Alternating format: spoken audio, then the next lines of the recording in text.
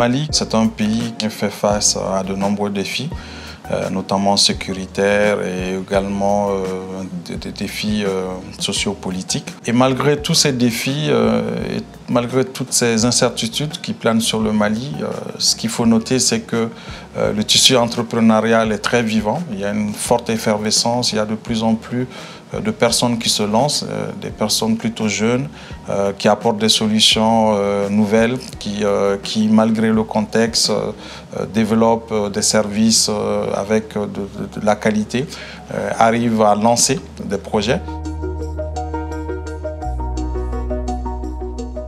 L'aide publique au développement représente une part très importante des ressources fiscales du Mali. Et le bilan est pour le moins mitigé parce que cette aide publique très souvent a été mal fléchée.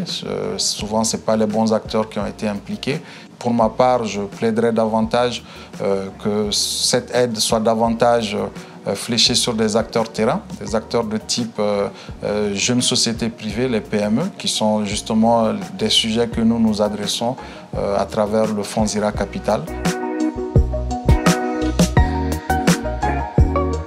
C'est la raison pour laquelle, avec d'autres, notamment le groupe panafricain IEP, des acteurs locaux comme la BNDA, on a entrepris de lancer le Fonds Zira Capital pour justement accompagner ces PME-là, ces petites entreprises locales qui ont des besoins d'accompagnement, des besoins de financement, les accompagner avec des outils adaptés dans leur projet de développement. Cette démarche nous a permis quand même de constituer une base de données d'entreprises à fort potentiel dans des secteurs assez variés, des secteurs qui sont vraiment en lien avec les besoins fondamentaux de l'économie malienne, dans l'agroalimentaire notamment, dans l'énergie, dans les services essentiels, santé, éducation, entre autres.